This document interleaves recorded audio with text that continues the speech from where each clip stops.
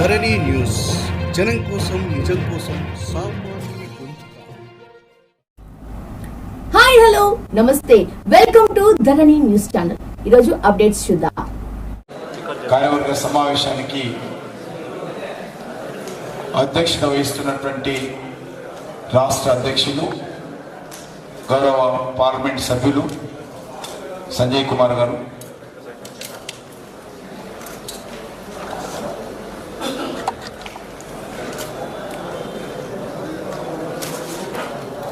జాతీయ ప్రధాన కార్యదర్శి, అదేవిధంగా జాతీయ భారతీయ జనతా పార్టీ నాయకులు మురళీధరరావు గారు, అదే జాతీయ ఉపాధ్యక్షురాలు శ్రీమతి అరుణ గారు, వేదిక మీద ఉన్నటువంటి బాబురావు గారు, బాలసుబ్రహ్మణ్యం గారు, స్వామిగౌడన్న గారు, మాజీ అధ్యక్షులు ఇంద్రసేన్ రెడ్డి గారు, ఇతర గౌరవ పార్టీకి సంబంధించినటువంటి రాష్ట్ర పదాధికారిಗಳು, ఈ కార్యక్రమంలో పాల్గొంటున్నటువంటి రాష్ట్ర కార్యవర్గ సభ్యులు, జిల్లా శాఖల అధ్యక్షులు, జాతీయ ఓబీసీ మోర్చా అధ్యక్షులు డాక్టర్ లక్ష్మణ్ గారు, ఇతర పెద్దలు, మనము ఉదయం నుంచి కూడా అనేక విషయాలు చర్చించుకోవడం జరిగింది.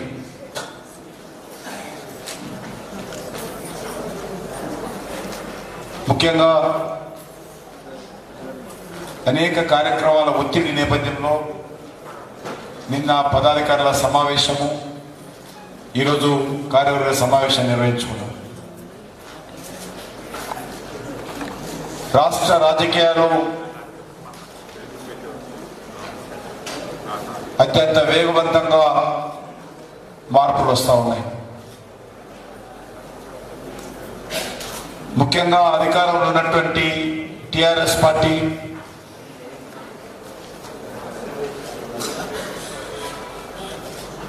గత 7.5 సంవత్సరాల పరిపాలన కారణంగా పూర్తిగా టిఆర్ఎస్ పాలన పట్ల రాష్ట్రంలో ఉన్నటువంటి అన్ని వర్గాల ప్రజలు, ముఖ్యంగా ఎవరైతే తెలంగాణ ఉద్యమంలో కీలక పాత్ర పోషించారో,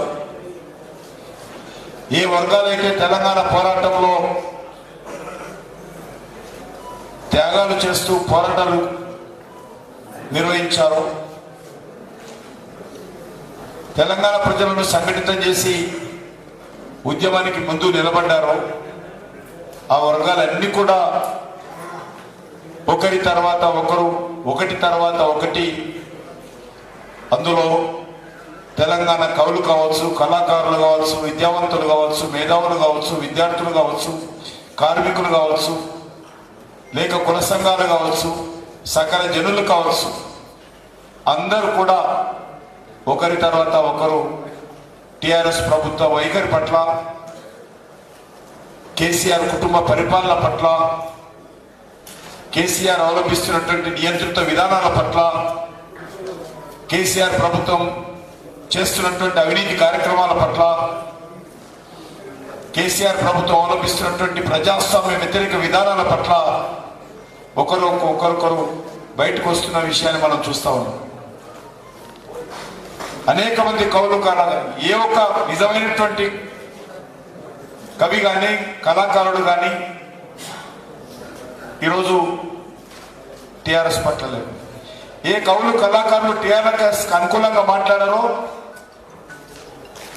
ఈ పొగిడినటువంటి టిఆర్ఎస్ పార్టీ రాష్ట్ర ప్రభుత్వం బాగా పాడుతా ఉందని చెప్పినటువంటి వాళ్ళు, ఏ కవులైతే ఈరోజు ప్రభుత్వ వైఫల్యాన్ని ఎత్తుచూపు పాటలు పాడుతూ ఉన్నారో, ఏ కవులైతే టిఆర్ఎస్ ప్రభుత్వానికి వ్యతిరేకంగా తన కళతో పాటలు రాస్తా ఉన్నారో, సోషల్ మీడియాలో పెడతా ఉన్నారో, వాళ్ళ మీద ఈరోజు ఈ ప్రభుత్వం కత్తి కట్టినట్లు వ్యవహరిస్తూ ఉంది. అదే భాష వాళ్ళని మాట్లాడుతున్నప్పుడు మెచ్చుకున్నటువంటి వాళ్ళు వాళ్ళ తప్పులను ఎత్తి చూపిస్తున్నప్పుడు వాళ్ళ మీద ఈరోజు నిర్బంధం పెడుతున్నటువంటి విషయాన్ని కూడా ఈరోజు రాష్ట్రంలో జరుగుతూ ఉంది. ముఖ్యంగా ఇటీవల మనం అందరం కూడా హుజూరాబాద్ ఎన్నికలు చూసాం. అవి సామాన్యమైన ఎన్నికలు కావు. ప్రగతి భవన్ హుజూరాబాద్ ఎన్నికల కార్యాలయంగా మారిపోయింది. ప్రధాన ఎన్నికల కార్యాలయంగా టిఆర్ఎస్ పార్టీకి ప్రగతి భవన్ మార్చుకొని అక్కడి నుంచి పూర్తి స్థాయిలో ముఖ్యమంత్రి గారు 2 నెలల పాటు పర్యవేక్షణ చేస్తారు. ఏ ఊళ్ళో ఎవరున్నారు, ఏ రకంగా చేయాలనే విషయాన్ని పర్యవేక్షణ చేస్తూ ఎన్నికల్లో టిఆర్ఎస్ పార్టీ పాల్గొంది. హుజూరాబాద్ కోసం ప్లేనరీ పెట్టారు. హుజూరాబాద్ ఉద్దేశించి ప్లేనరీలో ముఖ్యమంత్రి గారు మాట్లాడారు. హుజూరాబాద్ కోసము వరంగల్లో విజయ గర్జన పెట్టారు. కానీ అది అయిపోయింది, అది వేరే విషయం.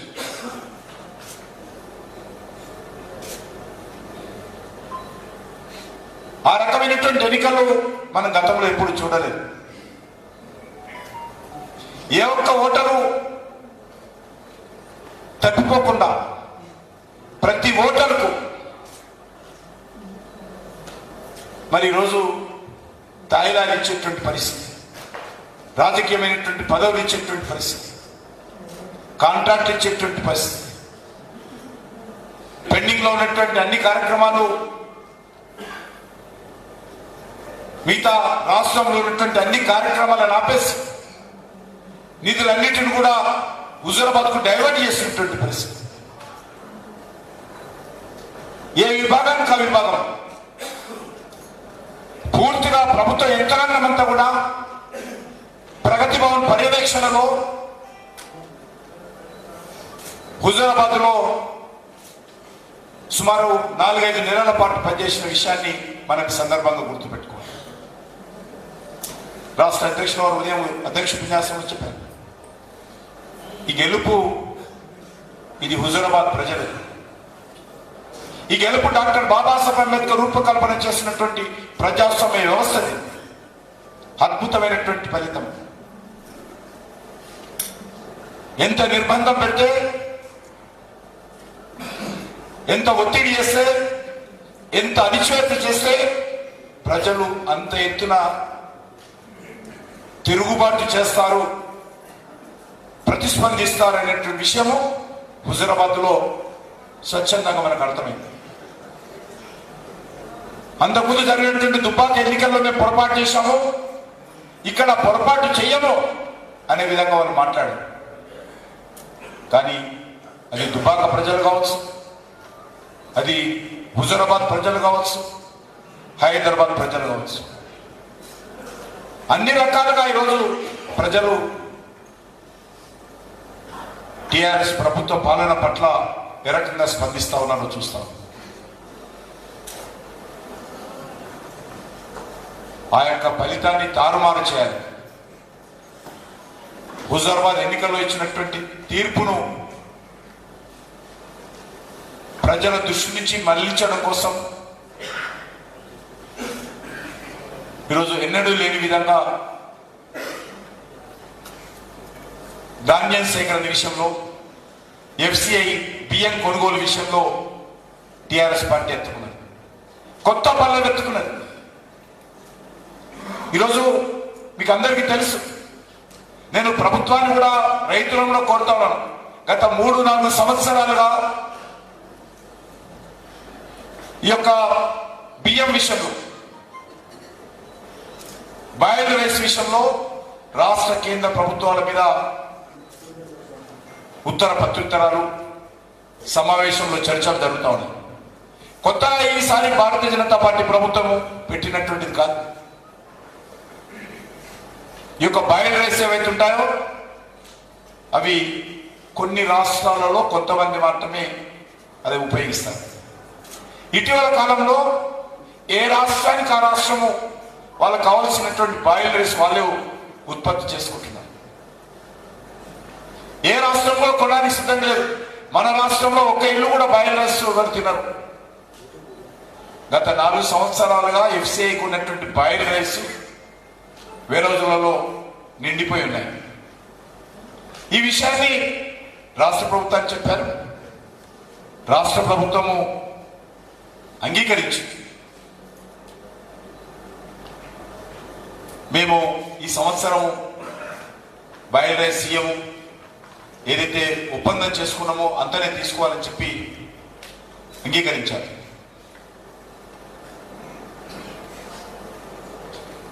రెండు 2014లో మన ప్రభుత్వం వచ్చినప్పుడు ఈ ధాన్యం సేకరణ విషయంలో కానీ బియ్యం కొనుగోలు విషయంలో కానీ కేంద్ర ప్రభుత్వము తెలంగాణ రాష్ట్రంలో 3,600 కోట్లు ఖర్చు పెట్టింది. 3,600 crores 3,600 కోట్లు. ఈరోజు ఈ 7 సంవత్సరాల తర్వాత ఇదే తెలంగాణ రాష్ట్రంలో నరేంద్ర మోడీ గారి ప్రభుత్వం, కేంద్ర ప్రభుత్వం 26,600 కోట్ల రూపాయలు మనం ఖర్చు పెడతా ఉన్నాం. 2014లో 3,600 కోట్లుంటే ఈరోజు 26,600 కోట్ల రూపాయలు ఈ ధాన్యం సేకరణ మీద కేంద్ర ప్రభుత్వము తెలంగాణ రైతాంగం యొక్క సంక్షేమం కోసం ఖర్చు పెడతా ఉంటే మనది రైతు వ్యతిరేక ప్రభుత్వమా, రైతు పక్షపాత ప్రభుత్వమా ఈరోజు చెప్పాలి.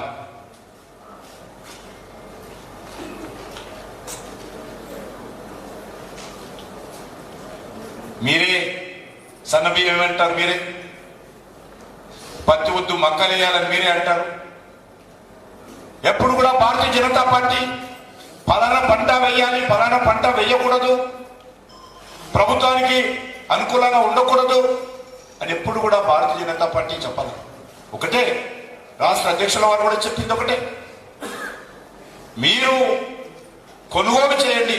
ఈరోజు రాష్ట్రంలో ఒకటే అడుగుతా ఉన్నాను, ఈ సంవత్సరము కేంద్ర ప్రభుత్వం ఇచ్చినటువంటి కోట రాష్ట్ర ప్రభుత్వం కొనుగోలు చేసిందా?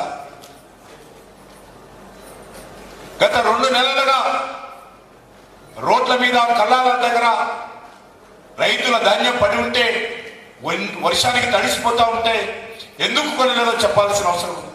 కేంద్ర ప్రభుత్వం వద్దన్నదా? ఏదైనా ఆర్డర్ ఉందా? రైస్ కొనమని కేంద్ర ప్రభుత్వం ఇక్కడ చెప్పిందా? వర్తమానానికి సంబంధించినటువంటి ఈ యొక్క సీజన్ లో ధాన్యం కొనుగోలు చేయి మహాప్రభు అంటే వచ్చే పంట ఏంటి అని అడుగుతా ఉన్నాను. దానికోసం మంత్రులు చర్చిస్తారు. ఇప్పుడు ఈరోజు రైతులు బాధపడతా ఉన్నారు. కేంద్ర ప్రభుత్వం డబ్బులు ఇవ్వడానికి సిద్ధంగా ఉంది. కొత్త సాంప్రదాయం కాదు ఇది, గత అనేక రోజులుగా కొనసాగుతా ఉంది. ఏదో కొత్తగా 7 సంవత్సరాలు ఇన్ని రోజులు ఏం చెప్పారు, చివరి ధాన్యం వరకు రాష్ట్ర ప్రభుత్వం కొంటుందని అనేక ప్రగల్భాలు పలికారు. కేంద్ర ప్రభుత్వానికి సంబంధం లేదు, మేమే కొంటున్నామన్నారు. దీని కారణంగా ఒకటి రైతులకు అర్థమైంది, ఈ యొక్క ధాన్యం కొనుగోలులో కానీ బియ్యం కొనుగోలులో కానీ రాష్ట్ర ప్రభుత్వ ప్రమేయం లేదు, రాష్ట్ర ప్రభుత్వ ప్రమేయం 0, మొత్తం కేంద్ర ప్రభుత్వం అనే విషయం ఈరోజు ఏదో రకంగా రైతులకు అర్థమయ్యే విధంగా టిఆర్ఎస్ ప్రభుత్వం ప్రవర్తించింది. చాలా సంతోషం. అందుకే నేను చెప్తాను, 3,600 కోట్ల నుంచి ఈరోజు 26,600 కోట్లకు ఈరోజు ధాన్యం కొనుగోలు మీద కేంద్రం ఖర్చు పెడతారు. రైతులకు ఈరోజు సబ్సిడీ మీద ఎరువుల సబ్సిడీ పెంచడం జరిగింది, యూరియా రేటు తగ్గించడం జరిగింది. ఇది రైతుల వ్యతిరేక ప్రభుత్వమా?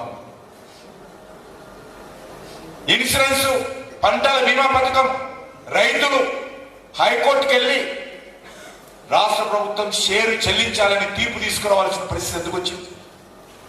కేంద్ర ప్రభుత్వం ఇస్తా ఉంది, దేశమంతా కూడా వేలాది కోట్ల రూపాయలు పంట నష్టపోయిన దగ్గర, ఇన్సూరెన్స్ చేసిన దగ్గర కేంద్ర ప్రభుత్వం అనేక రాష్ట్రాలలో చెల్లిస్తూ ఉంటే ముఖ్యమంత్రి గారు మాత్రము పంటల బీమా పథకం తెలంగాణలో అమలు జరగకుండా నిర్దాక్షిణ్యంగా నిర్లక్ష్యంగా వ్యవహరిస్తా ఉన్నారు.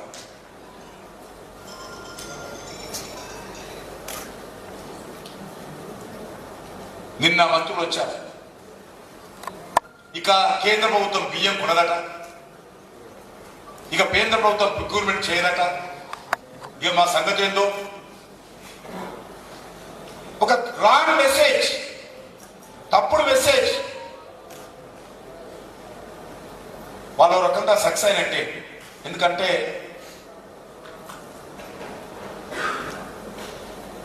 తెలంగాణ ప్రజల దృష్టి కానీ, దేశ ప్రజల దృష్టి కానీ, ప్రపంచవ్యాప్తంగా ఉన్నటువంటి తెలంగాణ వాళ్ళు చర్చించుకున్నటువంటి విషయం హుజూరాబాద్ విషయం. ఇంతకుముందు మిత్రులు మాట్లాడుతుంటే చెప్పారు, అన్ని గ్రామాలలో కూడా సంబరాలు చేసుకున్నారు గెలుపు. దాని దృష్టి మళ్లించడం కోసం ఆయన ఈరోజు ఇందిరా పార్క్ లో ధర్నా చేశారు. ధర్నా చౌక్ లో రైతుల కోసం ధర్నా కాదని, హుజూరాబాద్ ప్రజల దృష్టి మళ్లించడం కోసం ధర్నా, పుత్ర వాత్సల్యం కోసం ధర్నా. అయ్యా నా కొడుకు ముఖ్యమంత్రి అవుతాడో కాదో ఆ భయంతో ఈరోజు ప్రగతి భవన్ నుంచి కాలు బయట పెట్టాడు తప్ప రైతుల కోసం కాలు బయట పెట్టలేదు. నా తర్వాత నా కొడుకు ముఖ్యమంత్రి కావాలా? ఏదో పరిస్థితి చూస్తా ఉంటే తెలంగాణ ప్రజలు మా కుటుంబ పాలన వ్యతిరేకంగా తీర్పు ఇస్తారనే పరిస్థితి ఉన్నది.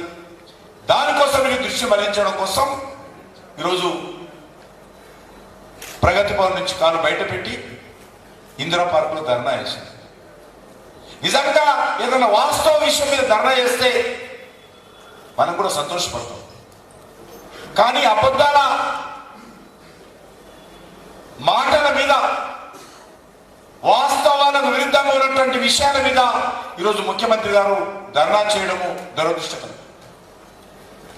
రైతుల దృష్టిని మళ్లించడం కోసం ధర్నా చేశారు. లేని సమస్యను సృష్టించి ధర్నా చేశారు. బాయిల్ రైస్ ఎవరు తయారు చేస్తారని అడుగుతా ఉన్నాం. ఏ రైతు బాయిల్ రైస్ తయారు చేయరు. అందరూ ఒకే రకమైనటువంటి ధాన్యం చేస్తారు. నువ్వు ఏ రైస్ మిల్కి తీసుకుపోతావు, ఏ రైస్ మిల్లో ధాన్యం ఆడిస్తావు అనేది సమస్య. నువ్వు బాయిల్ రైస్ మిల్కి వెళ్తావా, మామూలు రైస్ మిల్కి వెళ్తావా? ఈరోజు రైస్ మిల్లర్లో కూడా ప్లేస్ లేదు. గత సంవత్సరం ఉన్నటువంటి బియ్యం ఉన్నాయి. ఇక్కడ రాష్ట్ర ప్రభుత్వం ఆధీనంలో ఉన్నటువంటి వేరే హౌస్లు ఫుల్ ఉన్నాయి, కేంద్ర ప్రభుత్వం దగ్గర ఫుల్ ఉన్నాయి. అయినా కూడా ఏదైతే రాష్ట్ర ప్రభుత్వంతో లిఖితపూర్వకమైనటువంటి ఒప్పందం చేసుకుందో సివిల్ సప్లై డిపార్ట్మెంట్, అదేవిధంగా కేంద్ర ప్రభుత్వానికి సంబంధించినటువంటి డిపార్ట్మెంట్ ఏదైతే ఒప్పందాలు చేసుకుందో ఆ ఒప్పందం ప్రకారం అది బాయిల్డ్ రైస్ అయినా రా రైస్ అయినా కేంద్ర ప్రభుత్వం కొనుగోలు చేయబోతుంది. ఎట్టి పరిస్థితుల్లో ఒప్పందం విషయంలో కేంద్ర ప్రభుత్వం వెనుకడుగు వేయలేదు.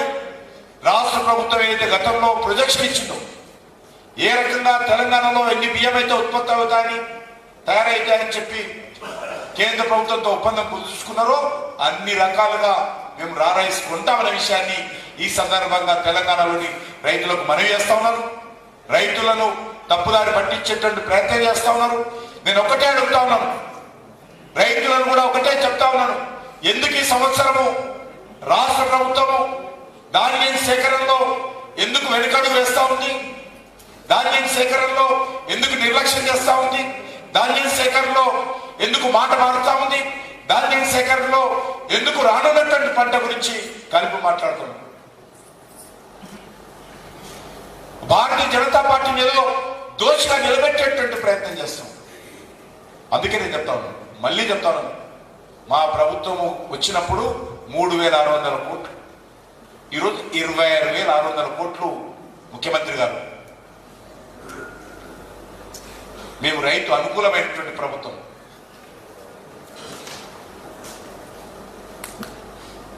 ఈరోజు అనేక వస్తువుల మీద ధరలు తగ్గాయి. కేసీఆర్ కుటుంబం అనేక రకాల తప్పుడు ప్రచారం చేస్తాము.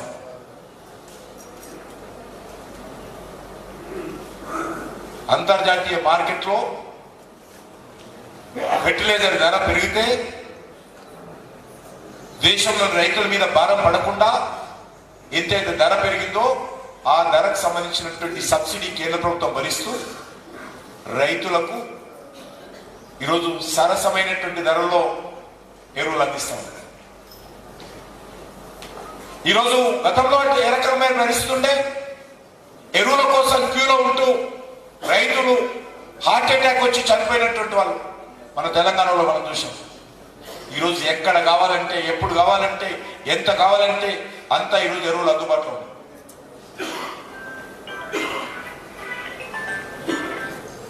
ఎరువుల కొరత లేదు,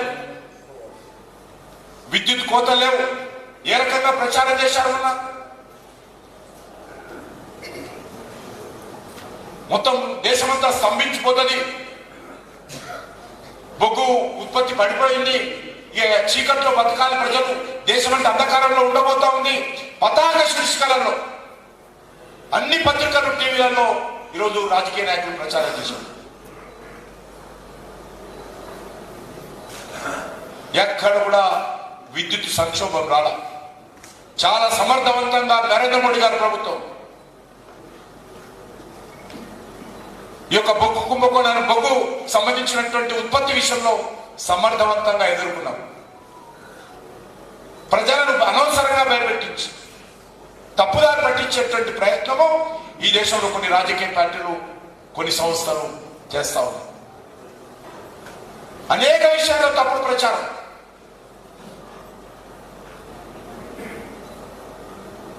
అందుకే ఈరోజు తెలంగాణలో మన మీద బాధ్యత ఉంది.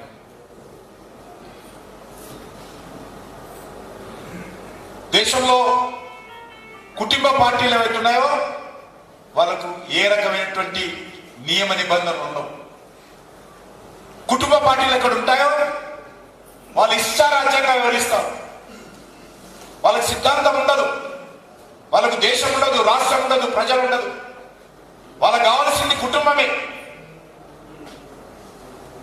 మనకు నేషన్ ఫస్ట్ అయితే వాళ్ళకు person first, next family, next party. కాబట్టి కుటుంబ పార్టీలు అనేటువంటిది ఈరోజు దేశానికి, ప్రజాస్వామ్య వ్యవస్థకు ప్రమాదకరం. ఏ రకంగా నియంత్రితంగా పరిపాలన చేస్తా ఉన్నారో తెలంగాణలోనే మనకు ఉదాహరణ స్వచ్ఛంగా కనిపిస్తాం. దళితుని ముఖ్యమంత్రి చేస్తాను ఏమంటారు ముఖ్యమంత్రి గారు? ఈ రాష్ట్రం ఆగమైపోవద్దు అంటే దళితుల చేతిలో ఉంటే ఆగమవుతుందా? దళితులు రాష్ట్రాన్ని పరిపాలించే శక్తి దళితుల్లో లేదానా? దళితులను అవమానం చేసే విధంగా ముఖ్యమంత్రి గారు పదే పదే మాట్లాడతారు. మొన్న కూడా మాట్లాడారు. ఈ రైతుల విషయంలో హుజరాబాద్ ఎన్నికల తర్వాత సిరీస్ ఆఫ్ ప్రెస్ కాన్ఫరెన్సెస్ నెలల తరబడి కనిపించాడు ముఖ్యమంత్రి గారు. కానీ హుజరాబాద్ తర్వాత సిరీస్ ఆఫ్ ప్రెస్ కాన్ఫరెన్సెస్ నన్ను మాట్లాడుతూ, అవును నేను అన్నాను, కానీ రాష్ట్రం ఆగమైపోవడదు, దళితులైతే ఆగమైతుంది, అర్థం వచ్చే విధంగా ముఖ్యమంత్రి గారు మాట్లాడారు. కాబట్టి పదే పదే మీ అందరికీ మనం చేస్తాం. టిఆర్ఎస్ పార్టీ వైఫల్యాలను పదే పదే చెప్పాల్సిన అవసరం లేని తప్పులను మన మీద నుండి ప్రచారం చేస్తున్నప్పుడు, మనం అన్నని మాటలు మన నోట్లో పెట్టి అంటున్నప్పుడు, ఆయన బాజాబ్తా ఎన్నికల ప్రణాళికలో చెప్పినటువంటి విషయాలు, వీడియోలలో కనిపిస్తున్న విషయాల మీద పదే పదే ప్రతిరోజు చెప్పాల్సిన బాధ్యత మన ఉన్నది. తెలంగాణ ప్రజలు చాలా చైతన్యమైన ప్రజలు. తెలంగాణ ప్రజలు ప్రజాస్వామ్య పరిరక్షణ కోసం పరితపించేటువంటి ప్రజలు. ఎప్పుడు కూడా నియంతృత్వాన్ని తెలంగాణ ప్రజలు సహించరు, నిర్బంధాన్ని ఎప్పుడు కూడా తెలంగాణ ప్రజలు సహించరు. అది రజాకార్ల వ్యతిరేక ఉద్యమం కావచ్చు, అది తెలంగాణ ఉద్యమం కావచ్చు, ఏ ఉద్యమైనా సరే. కాబట్టి మనము ఆ దిశలోనే టిఆర్ఎస్ పార్టీ వైఫల్యాలను ఎండగట్టాల్సినటువంటి అవసరం. ఒకటి కాదు, రెండు కాదు, అనేక వైఫల్యాలు ఉన్నాయి టిఆర్ఎస్ పార్టీ. దళితులు 3 ఎకరాల స్థలం మాట మార్చాడు, ఇంటికో ఉద్యోగం మాట మార్చారు, డబుల్ బెడ్రూమ్ ఇండ్లు ఎంతమందికి ఇచ్చారు, సొంత స్థలం ఉంటే 5 నుంచి 6 లక్షల రూపాయల నిధులు ఇస్తామన్నారు, ఎంతమందికి ఇచ్చారు, నిరుద్యోగ వృత్తి, రైతుల 1 లక్ష రూపాయల రుణమాఫీ. ఈ రకంగా చెప్పుకుంటూ పోతే నేను ఒకటే అడుగుతా ఉన్నాను, నిజాం షుగర్ ఫ్యాక్టరీ ఎందుకు తెప్పించడం లేదు? ఎల్ఐసి అమ్ముతున్నామని ప్రచారం చేస్తారు కేసీఆర్ కుటుంబం, రైల్వేలు అమ్మేస్తున్నామని ప్రచారం చేస్తా ఉన్నారు. ఎక్కడ కూడా రైల్వేలు నమ్మే ప్రసక్తి లేదు. రైల్వేలను మరింతగా ప్రజల భాగస్వామ్యంతో అభివృద్ధి చేస్తాం, ప్రజలకు మరింతగా మెరుగైనటువంటి సౌకర్యాలు కల్పిస్తాం. అంతే మా లక్ష్యం. ఎల్ఐసి నమ్మాలని ఎక్కడ కూడా అనుకోలేదు, కానీ తప్పుడు ప్రచారం చేయడం అనేటువంటిది కేసీఆర్ కుటుంబానికి వెన్నతో పెట్టినటువంటి విద్య. నేను అడుగుతాను కేసీఆర్ కుటుంబాన్ని, నిజాం షుగర్ ఫ్యాక్టరీ హామీ ఇచ్చారు కదా, మీరు ఖమ్మంలో మొన్న ఎన్నికల ప్రణాళికలు ఏం చెప్పారు? కేంద్ర ప్రభుత్వం పెట్టకపోతే మేమే స్టీల్ ఫ్యాక్టరీ పెడతామని ఎన్నికల ప్రణాళికలో చెప్పారు. ఏమైందని అడుగుతాను. ఇంతకుముందు ఉదయం రాష్ట్ర అధ్యక్షులు ఉపన్యాసంలో అనేక విషయాలు చెప్పారు. సింగరేణి కార్మికులు ఇళ్ల పట్టాలు ఏమైనా అడుగుతా ఉన్నాం. ఈరోజు అనేక ప్రాజెక్టులలో భూములు కోల్పోయినటువంటి రైతుల పరిస్థితి ఏందని అడుగుతా ఉన్నాం. వేలాది మంది ఈరోజు భూములు కోల్పోయినటువంటి వాళ్ళు రాష్ట్ర హైకోర్టుల చుట్టూ అప్పులు చేసి మందల సూత్రాలన్నీ ఈరోజు హైకోర్టుల చుట్టూ తిరుగుతున్నటువంటి దౌర్భాగ్యమైనటువంటి పరిస్థితి ఉన్నది. మరి వాళ్ళకు న్యాయం చేయాల్సినటువంటి బాధ్యత ప్రభుత్వానికి కాదని అడుగుతా ఉన్నాం. విశ్వవిద్యాలయాల పరిస్థితి ఏంటని అడుగుతాను ముఖ్యమంత్రి గారు. ఏ ఒక్క విశ్వవిద్యాలయమైనా కనీస సౌకర్యాలు ఉన్నాయా? ఈరోజు కేంద్ర ప్రభుత్వ ఆధీనంలో ఉన్నటువంటి సెంట్రల్ యూనివర్సిటీ చూడండి, మీ ఆధీనంలో ఉన్నటువంటి అద్భుతమైనటువంటి ఉస్మానియా హాస్పిటల్కు గత 7.5 సంవత్సరాలుగా ఏ రకమైనటువంటి గతి పట్టించారు. డిపార్ట్మెంట్ క్లోజ్ అయిపోతున్న యూనివర్సిటీలో లెక్చరర్ పోస్టులు లేవు, ప్రొఫెసర్ పోస్టులు లేవు. ఉద్యమాల కేంద్రంగా ఉన్నటువంటి కాకతీయ విశ్వవిద్యాలయం కళావిహీనంగా ఈరోజు మారిపోతున్నది. అది మీ బాధ్యత కాదని అడుగుతా ఉన్నాను. ఉస్మానియా గడ్డ మీద ఏ రకమైనటువంటి ఉద్యమాలు విశ్వవిద్యాలయంలో జరిగాయి, ఈరోజు ఏమైపోయింది?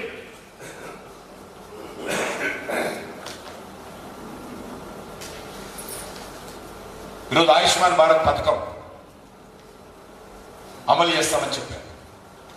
ఇంతవరకు ఎక్కడ కూడా దాని గురించి పట్టించుకునే పరిస్థితి. చిన్న విషయం, కరోనాలో కేంద్ర ప్రభుత్వం ఉచితంగా బియ్యం ఇస్తుంది. బియ్యంతో పాటు శనగలు ఇచ్చింది. ఎక్కడ పోయినా అడుగుతాము శనగలు ఎక్కడ పోయినాయి? ఎందుకు పంపిణీ చేయలేదు? ఈ యొక్క చిన్న విషయాలు కూడా ఈ ప్రభుత్వము నరేంద్ర మోడీ గారికి పేరు రాకూడదు. ఈరోజు వ్యాక్సిన్ కేంద్ర ప్రభుత్వం ఇస్తాం. ఫోటో కేసీఆర్ గారు ఉంటుంది.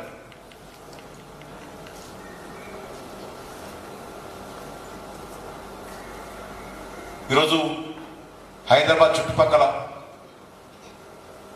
ఎక్కడైతే రియల్ ఎస్టేట్ జరుగుతూ ఉందో అక్కడ కొత్త కొత్త రోడ్లు వస్తూ ఉన్నాయి. ఎక్కడైతే కొత్త రోడ్లు వస్తూ ఉన్నాయో అక్కడ టీఆర్ఎస్ నాయకుల భాగస్వాములు లెక్క పెట్టుకోండి.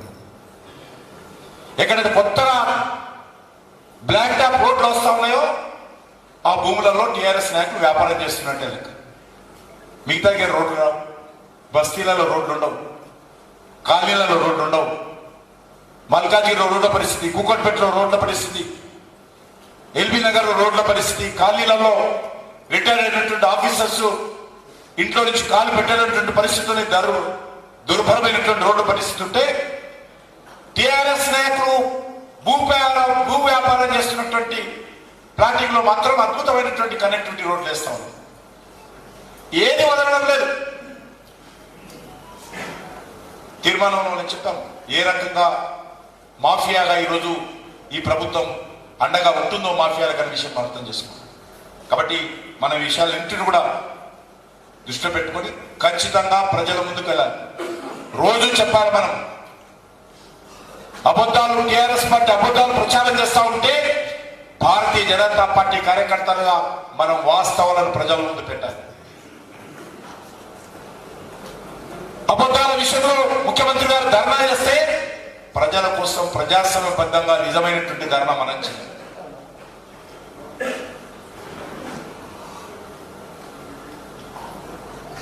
అగ్గి పెడతానని నడుచు ఢిల్లీకి వెళ్తున్నా అగ్గి పెడతానని వచ్చాడు,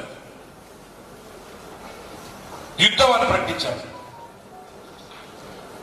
ప్రజాస్వామ్య పద్ధతిలో యుద్ధం ఎవరి మీద చేస్తారు?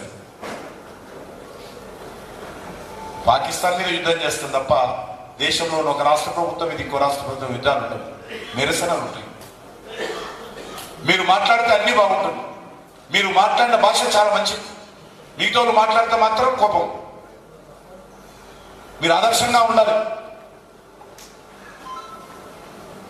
మీరు మాట్లాడుతున్నప్పుడు మీరు ప్రెస్ కాన్ఫరెన్స్లలో ఏ రకమైనటువంటి భాష ఉపయోగించారు, మీరు ఏ రకంగా రాజకీయ పార్టీలకు నాయకులకు ఆదర్శంగా ఉన్నారు, మీరు నైతికంగా ఆ రకంగా వ్యవహరిస్తే తప్పకుండా మీరు విమర్శించినా మీరు చెప్పిన మాటకు అర్థం ఉంటుంది. కానీ ఈ రాష్ట్రంలో ఆ రకమైనటువంటి భాషకు అంకురం పోసింది మీరు. ముఖ్యమంత్రి 7.5 సంవత్సరాలైనా అందులో మార్పు రాలేదు. కాబట్టి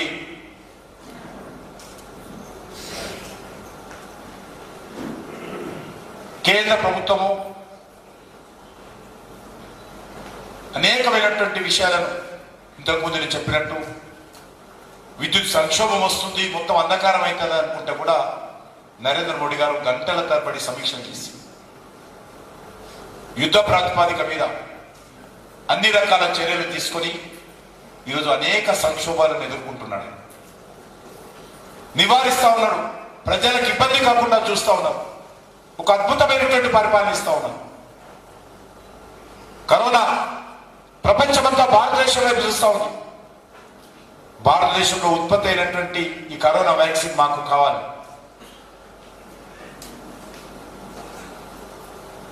ఆ రకంగా ఈరోజు ఏ విషయాన్ని తీసుకున్నా, అది చైనాతో ఏర్పడినటువంటి సమస్య కావచ్చు, అది పాకిస్తాన్తో ఏర్పడినటువంటి సమస్య కావచ్చు, అది కరోనా సమస్య కావచ్చు, అధిక ధరల విషయంలో కావచ్చు, ఈరోజు వాస్తవంగా నిత్యావసర వస్తువుల ధరలు చాలా అదుపులో ఉన్నాయి. కొంత ఆర్థిక పరిస్థితి మెరుగుపడింది. మెరుగుపడినటువంటి 2వ నెలలోని సెకండ్ మంతే కేంద్ర ప్రభుత్వము అనేక రాష్ట్రాలకు ఇవ్వాల్సినటువంటి బకాయిలు ముందుగా చెల్లించింది. అన్ని రాష్ట్రాలు పెట్రోల్ మీద, గ్యాస్ మీద ఉన్నటువంటి ట్యాక్సీని తగ్గించుకుంది, ఉపసంహరించుకుంది, ప్రజలకు మేలు చేయాలనే దృక్పథంతో అనేక రకాలుగా ఈరోజు ప్రజల కోసం పరితపించేటువంటి నాయకత్వము నరేంద్ర మోడీ గారి నాయకత్వం, దేశం అభివృద్ధి జరగాలని కోరుకునేటువంటి నాయకత్వము భారతీయ జనతా పార్టీ నాయకత్వం. మాకు 2 సంవత్సరాల కోసం ఎంపీలకు ఎంపీ ల్యాండ్స్ తీసుకున్నాం. మార్చి బడ్జెట్లో వచ్చే సంవత్సరం కోసం ఇవ్వాలి. కానీ కొంత ఆర్థిక పరిస్థితి మెరుగుపడింది కదా, కాబట్టి ఎంపీలు కూడా ప్రజలు కొంత గొప్ప న్యాయం చేయాల్సి ఉంటుందనే ఉద్దేశంతో ఎవరు అడగకముందే మరో ప్రతి ఎంపీకి 2 కోట్ల రూపాయలు నరేంద్ర మోడీ గారి ప్రభుత్వం మన క్యాబినెట్లో అప్రూవల్ చేసింది. ఆ రకంగా సానుకూలంగా ఆలోచన చేసే పార్టీ, సానుకూలంగా ఆలోచన చేసేటువంటి ప్రభుత్వం, ప్రజల కోసం మంచి నిర్ణయాలు తీసుకున్నటువంటి నాయకత్వం ఈరోజు భారతీయ జనతా పార్టీ నాయకత్వం.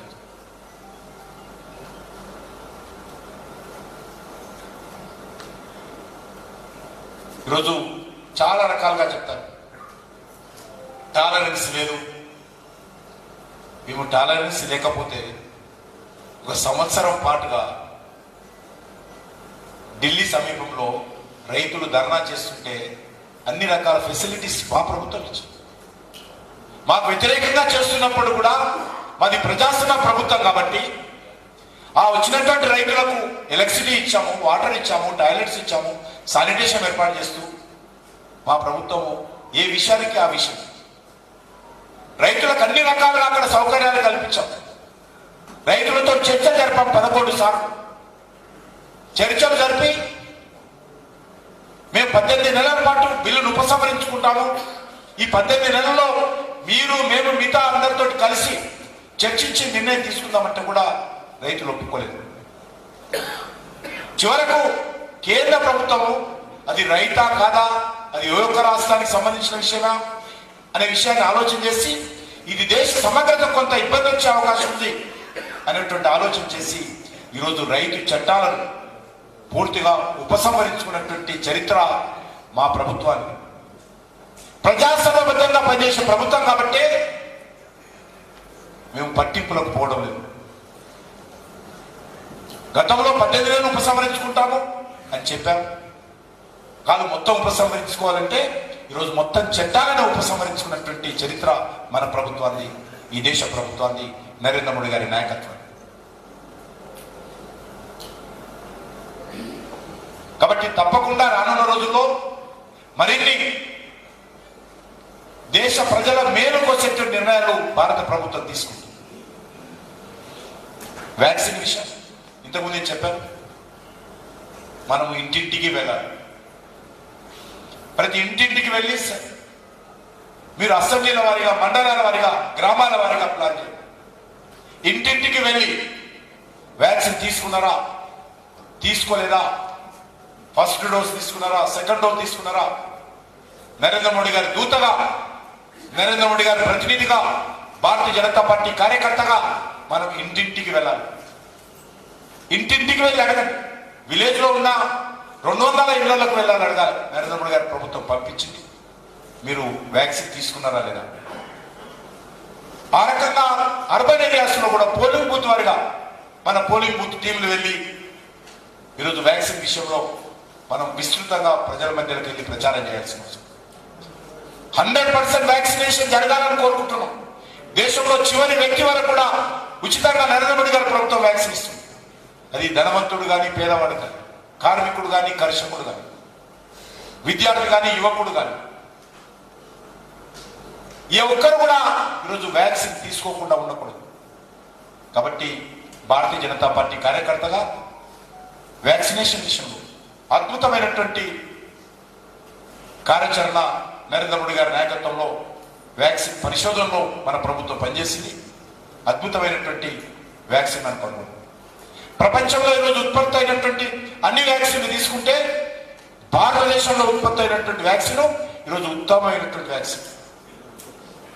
మిగతా దేశాల్లో చూసినట్లయితే బహుళజాతి కంపెనీలు ఏవైతే తయారు చేశారో ఆ కంపెనీ తయారు చేసినటువంటి వ్యాక్సినేషన్ పోల్చి చూస్తే మన వ్యాక్సిన్ చాలా మెరుగైనటువంటి వ్యాక్సిన్. కాబట్టి నేను అందరి కార్యకర్తలను కోరుతాను, మనము గ్రామాలలో ఇంటింటికి వెళ్ళి వ్యాక్సినేషన్ విషయం మనం రోజు ఏదైనా ఒక బస్సుకి మన నిజ రోజువారీ కార్యక్రమంలో పెట్టుకోవాలి. మీరు ఊరికి వెళ్తారు, టూర్కి వెళ్తారు, మండల హెడ్ క్వార్టర్కి వెళ్తారు, జిల్లా హెడ్ క్వార్టర్కి వెళ్తారు, ఓ బస్తీలో తిరిగి, ఓ 10 ఇళ్ళు 15 ఇళ్ళు తిరిగి వ్యాక్సినేషన్ తీసుకున్నారనే విషయాన్ని మన ఎజెండాలో పెట్టుకోవాలి. దానికోసం ఒక హాఫ్ అన్ అవర్, గంటను కేటాయించాలి. ఇది మన బాధ్యత. ఎందుకంటే వ్యాక్సినేషన్ విషయంలో మన ప్రభుత్వము మంచి ఫలితాలను సాధించింది. ఈరోజు కరోనా నుంచి ప్రజల ప్రాణాలు కాపాడేది ప్రధానంగా వ్యాక్సినేషన్, తర్వాత ప్రోటోకాల్స్ అంటే మాస్క్ కావచ్చు, ఇతరత్ర కావచ్చు, జాగ్రత్తలు కావచ్చు. కాబట్టి వ్యాక్సినేషన్ ఈరోజు చాలా మంది కార్యక్రమాల్లో పాల్గొంటున్నారు, పెళ్లిళ్ళు చేసుకుంటున్నారు, సామూహికంగా కలిసిపోతా ఉన్నారు, సినిమా థియేటర్లు ఓపెన్ అవుతా ఉన్నాయి, ఫ్యాక్టరీలు పనిచేస్తూ ఉన్నాయి. దానికి కారణము ఈరోజు వ్యాక్సినేషన్. ఆ ధైర్యం ఈరోజు నరేంద్ర మోడీ గారు ఇచ్చారు వ్యాక్సినేషన్ ద్వారా. ఆ ప్రయత్నము గతంలో ఈ రకమైనటువంటి మనకు ఇబ్బందులు వచ్చినప్పుడు ఇతర దేశాల నుంచి ఆధారపడి వ్యాక్సినేషన్ తెచ్చుకున్నాం. ఈరోజు మన సొంతంగా మనము వ్యాక్సినేషన్ రీసెర్చ్ చేసి తెచ్చుకున్నాం. కాబట్టి దయచేసి అందరినీ కోరుతా ఉన్నాను, ఈ విషయాలన్నిటిపైన కూడా మనము సమర్థవంతంగా మన ప్రత్యర్థులు చేస్తున్నటువంటి ప్రచారం మనము తిప్పి కొట్టాల్సినటువంటి అవసరం ఉంది. ప్రజలు చాలా చైతన్యమైన ప్రజలు ఎవరిని నమ్మరు. ఎంత ప్రచారం చేశారు, ఊరికొక సిలిండర్ పెట్టుకొని హుజరాబాద్ ఎన్నికల్లో ఇంటింటికి వెళ్ళారు, డబ్బులు పంపిణీ చేశారు.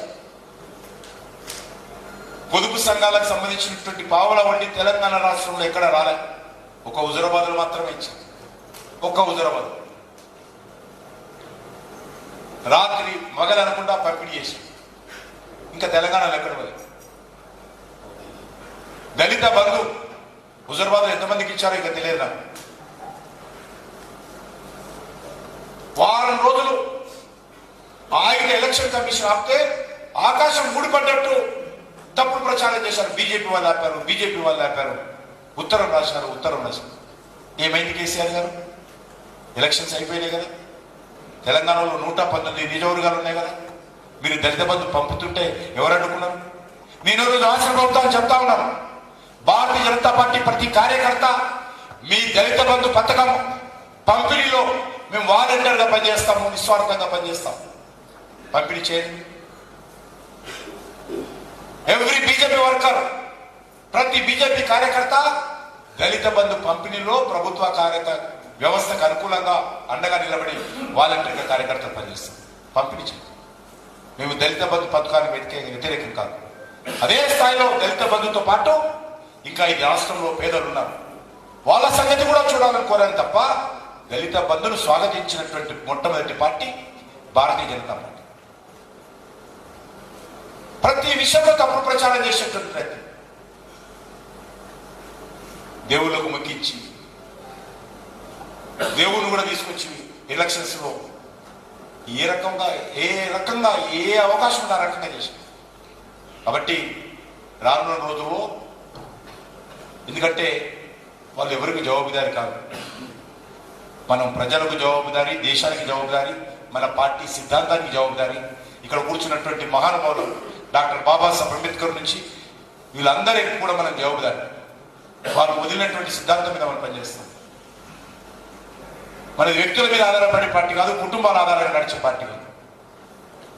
కాబట్టి తప్పకుండా వాళ్ళలాగా మనం దిగజారి ప్రవర్తించలేదు, కానీ ప్రజల కోసం తప్పకుండా మరి అన్ని రకాలుగా తెగించి నిలబడతామనే విషయాన్ని ఈ సందర్భంగా మనవి చేస్తూ, మరి మరొకసారి కార్యక్రమ సమావేశంలో పాల్గొన్నటువంటి వాళ్ళందరికీ ధన్యవాదాలు తెలియజేస్తూ, రానున్న రోజుల్లో మనందరం మరింత కొత్త వాళ్ళు చాలా మంది భారతీయ జనతా పార్టీలో చేరారు. జిల్లాల వారిగా కూడా ఇంకా చాలా మంది చేరికకు సిద్ధంగా ఉన్నారు.